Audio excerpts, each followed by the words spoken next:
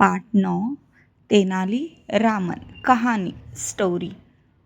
पहले राजा महाराजाओं के दरबार में एक विदूषक हुआ करता था। वह अपनी हाजिर जवाबी और बातों से लोगों का मनोरंजन किया करता था। अकबर के दरबार में ऐसे ही व्यक्ति था बिरबल। तेनाली रामन भी इसी प्रकार का विदूषक था। उसका असली नाम था रामन, पर वह तेनाली गांव का रहने वाला था, इसीलिए उसे तेनाली रामन कहते थे। तेनाली रामन शब्दों का जादूगर था। वह शब्दों के विचित्र अर्थ निकालकर लोगों को चकित कर देता था। वह बहुत बुद्धिमान और चतुर था। उन दिनों विजयनगर के महाराज कृष्णदेव राय का बड़ा नाम था। उनके दरबार में बड़े बड़े विद्वान रहते थे। रामन ने भी उनके दरबार में जाने का निश्चय कर लिया। एक कहावत है, जहाँ चाह वहाँ राह। उन्हीं दिनों कृष्णदेव राय के राजगुरु थट्टाचार्य तेनाली गांव के पास छुट्टियां मनाने आए हुए थे। रामन उनके पास जा पहुंचा।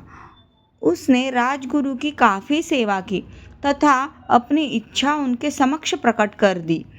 थट्टाचार्य उसकी सेवा से प्रसन्न हो गए। राजगुरु की मदद से तेनाली रामन कृष्णदेव राय के दरबार में पहुंच गए। तेनाली रामन के विषय में अनेक कहानियां प्रचलित हैं।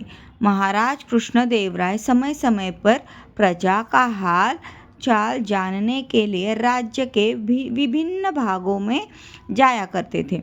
उन्होंने दरबारियों से कुछ दूर के इलाकों के विषय में पूछताछ की। एक दरबारी उन्हें अपने गांव में ले जाना चाहता था।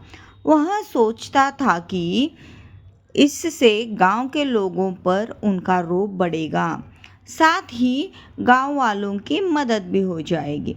मंत्री ने कहा, महाराज आप मेरे गांव चलिए। सेनापति बोला, महाराज इस बार तो मेरे गांव पर कृपा करें। महाराज कुछ सोचने लगे कि किसके गांव की तरफ जाया जाए। तभी उन्होंने तेनाली रामन की ओर देखा। तेनाली रामन ने कहा, महाराज आपका हाथी जिधर ले जाए उधर जाइए। तेनाली रामन की बात सुनकर सभी को आश्चर्य हुआ, पर कोई कुछ कह नहीं पाया। दूसरे दिन महाराज हाथी पर सवार होकर चल दिए। कुछ और लोग भी साथ थे। चलते चलते हाथी ऐसी जगह पहुंचा जहां के लोग बहुत गरीब थे। उनकी हालत देखकर महाराज बहुत दुखी हुए। वे बोले, हमें मालूम न था कि हमारे राज्य में इतने निर्धन लोग भी रहते हैं। हाथी हमें बिल्कुल सही स्थान पर लाया है। इन्हें वास्तव में हमारी सहायता की आवश्यकता है। महाराज की बात सुनकर महावत ने अपनी चादर उतार फेंकी। सामने तेनाली रामन खड़ा था। उसे देखकर सब चकित रह गए। महाराज मुस्कुराकर बोले, अच्छा तो हाथी तुम यहाँ लाए थे। ऐसे थे तेनाली रामन, बिरबल के समान। उनके चुटकुले भी बहुत प्रसिद्ध है।